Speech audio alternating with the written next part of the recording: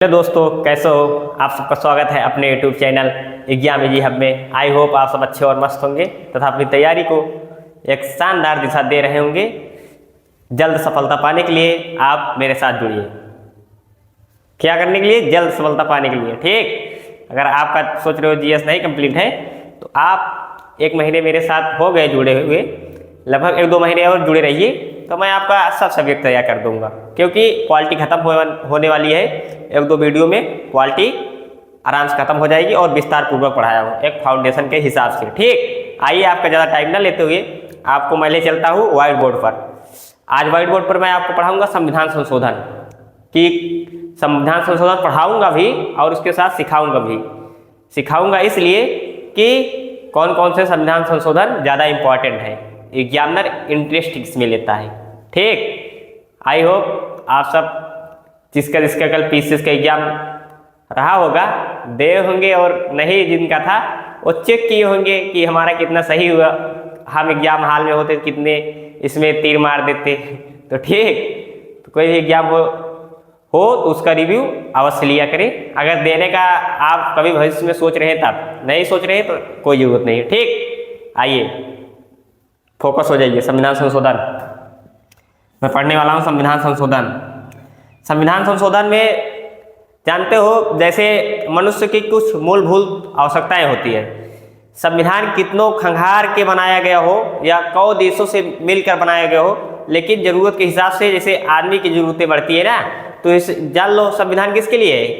हमारे तुम्हारे लिए है ना, कि हम तुम संविधान के अंतर्गत अच्छे से काम करें, जिससे देश में अत्याचार, जातिवादिता, तरह तरह की योजनाएं, देश में A to Z जितने काम चल रहे हैं सब संविधान के हिसाब से होता है। ठीक, आप सोच नहीं पाते हैं। अगर आप सोचेंगे तो हाँ, गौर करेंगे कि हाँ, अगर मैं इस काम कर रहा हूँ तो इस काम के लिए मुझे क्या दंड है तथा किसके अंतर्गत कर रहा हूँ। आप सोचिएगा, आपको तुरंत अपना अधिकार अगर संविधान में पढ़े होंगे तुरंत आ जाएगा। ठीक, कि तो समझ गया हूँ, तो हाँ समझना जरूरी है।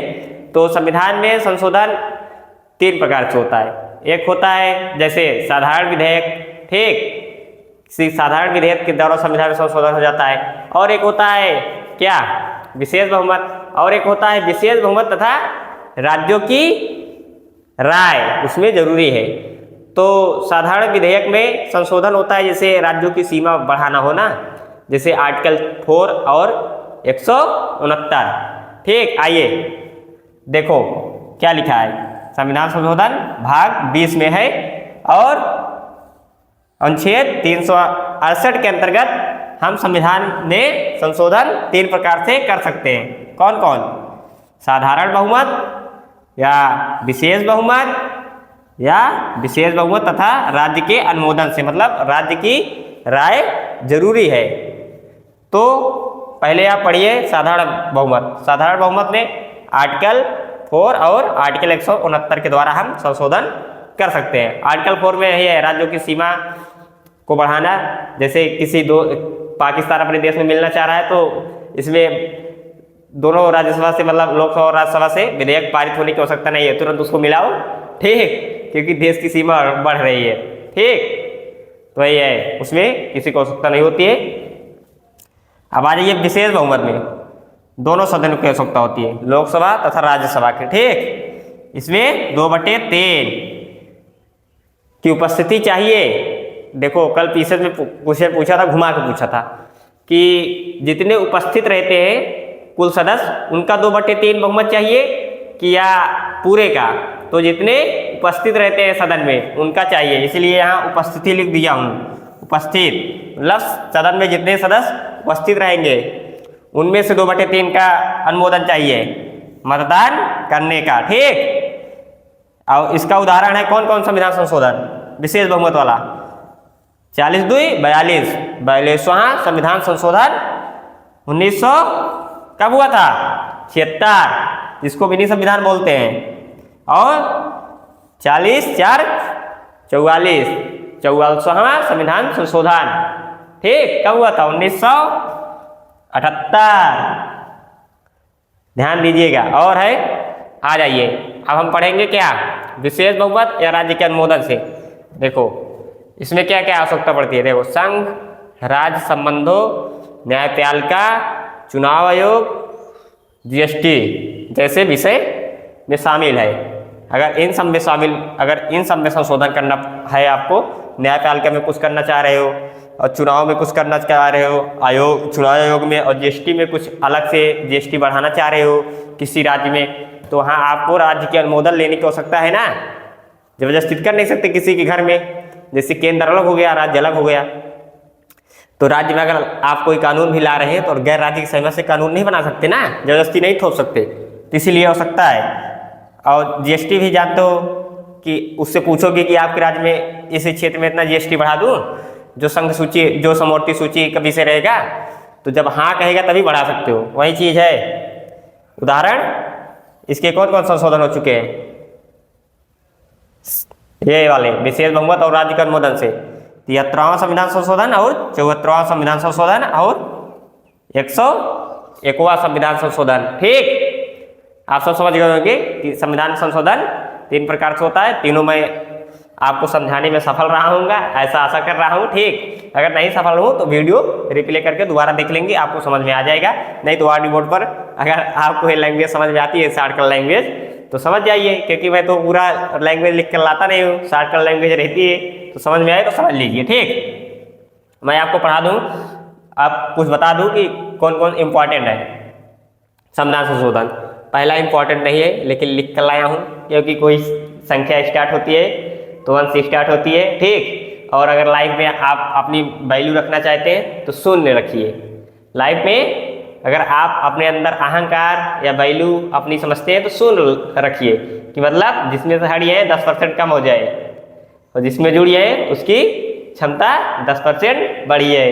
ठीक, हाँ वही चीज़ 1951 में आया पहला मौलिक अधिकारों में युक्त। ठीक, कि मौलिक अधिकार में क्या क्या जोड़ा जाएगा, पहला संविधान संशोधन। और 7वां संविधान संशोधन 1956 में आया, जो राज्य पुनर्गठन आयोग से संबंधित था, मतलब भाषा के आधार पर जो राज्यों का पुनर्गठन आयोग हुआ था। आपको कमेंट करना है प्रथम भाषाई राज्य कौन था, जो भाषा के राज्य पर उसका सर्वप्रथम गठन हुआ। पहला कौन सा राज्य ऐसा था जिसका भाषा के आधार पर गठन हुआ था। ठीक, कमेंट करना। 24वां संविधान संशोधन 1971, संसद को संशोधन की शक्ति, मतलब 24वां संविधान संशोधन ही संसद को शक्ति दिया है संविधान संशोधन करने की, नहीं तो ऐसे नहीं कह सकते हो, वही चीज है। अब आ जाओ 42वां संविधान संशोधन 1976, जिसको बोलते हैं मिनी संविधान। गौर कीजिएगा, मिनी संविधान 42वां संविधान संशोधन। और कौन कौन शब्द जोड़े गए थे, ये है एग्जामिनर इसमें बहुत इंटरेस्ट लेता है, इतने एग्जाम में पूछ चुका है ना, दोहरा तिहरा कर, मैं बोल सकता हूँ 75 शेर ही पूछा है। अब मैं नाम नहीं ले सकता, इतने एग्जाम हो रहे हैं देश में तरह तरह के, तो ऐसा कोई एग्जाम बचा नहीं है जो ये ना पूछा गया हो किसी एग्जाम में। ठीक, अग्निवीर से लेकर यूपीएससी यूपीपीसीएस तक हर एग्जाम में पूछा जाता है। क्या शब्द जोड़े गए थे, समाजवादी, धर्मनिरपेक्षता और एकता। ठीक, अब आ जाइए 44वां संविधान संशोधन जो हुआ था 1978, ये क्या है, आपातकालीन शक्तियों में परिवर्तन। ठीक, 44वां संविधान संशोधन इसीलिए हुआ था कि आपातकालीन शक्तियों में जो राष्ट्रपति के पास इतनी बड़ी शक्ति थी उसमें कुछ परिवर्तन हो सके, नहीं तो किसका कथन था कि राष्ट्रपति महोदय जी की आपातकालीन शक्तियां संविधान के खिलाफ धोखा है। बताइए किसका कथन था, आप इसको कमेंट करिएगा, सर्च कर लीजिएगा, नहीं पता है तो, लेकिन कमेंट जरूर कीजिएगा, आपको अच्छे अच्छे क्वेश्चन करा रहा हूँ। अब आइए 52वां संविधान संशोधन 1985, इसको तभी कल ही कराया था राजनीतिक दल में।